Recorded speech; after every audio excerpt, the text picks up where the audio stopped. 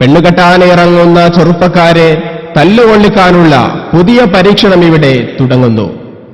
മുസ്ലിം ചെറുപ്പക്കാരെ പൂവാല മുജാഹിദാക്കാനുള്ള ഈ പുതിയ ശ്രമം തണ്ടും തടിയുമുള്ള ആങ്ങളമാരെ കൊണ്ട് തല്ലുകൊള്ളിക്കാൻ ഓരോ പണി.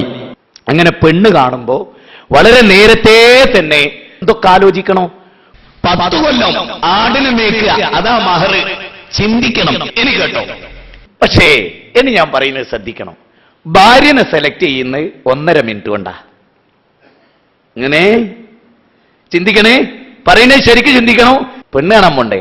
പോണം. നമ്മുടെ തലശ്ശേരി ഉസമട്ടമ്മൽ ഒരു പെൺകുട്ടിയുണ്ട്. നാളെ മോള ഡിഗ്രിക്കാ പഠിക്കണേ. ശരി, എന്നാ പൊന്ന് പോവുക? ഞായറാഴ്ച പോവാം. ശരി, നീ കൂടെ വരുമോ? ഞാൻ കൂടെ വരാം.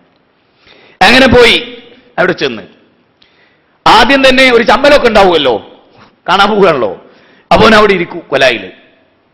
അപ്പൊ മോളെ അണിയിച്ചൊരുക്കിയൊക്കെ ഒരു റൂമില് കണ്ടോളി മേടിച്ചല്ലോ.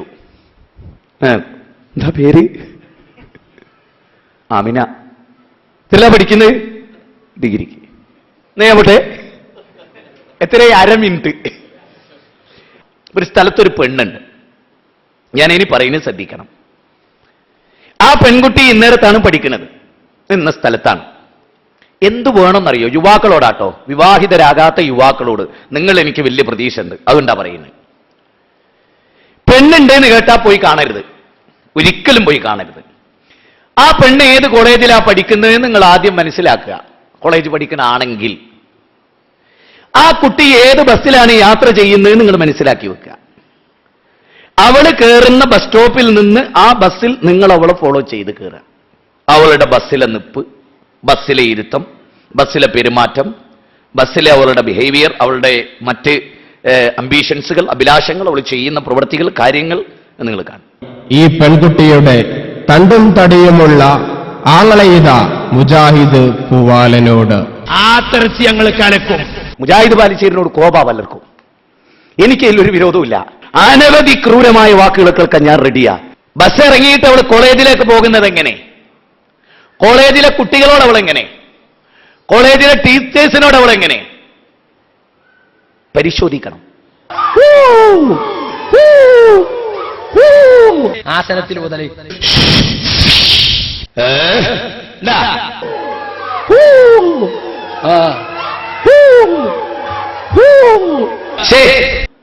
കുട്ടിക്കാലത്ത് 7ാം ക്ലാസ് വരെ പഠിച്ച സ്കൂളിൽ പ്രിൻസിപ്പാളിനെ ഹെഡ് മാസ്റ്റർ ചെന്ന് കാണണം.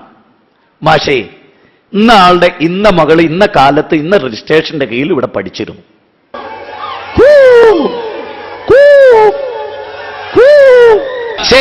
നിങ്ങൾ ഏതാ സൊസൈറ്റി? നിങ്ങളുടെ മതം ഏതാണ്?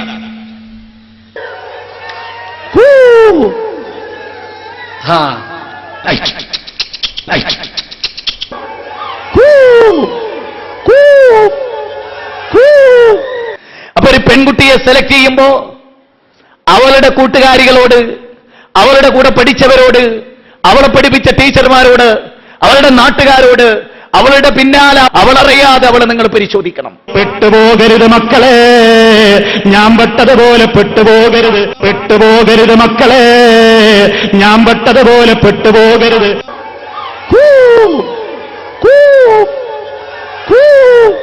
ധിക്കാരിയായ ഒരു മനുഷ്യൻ.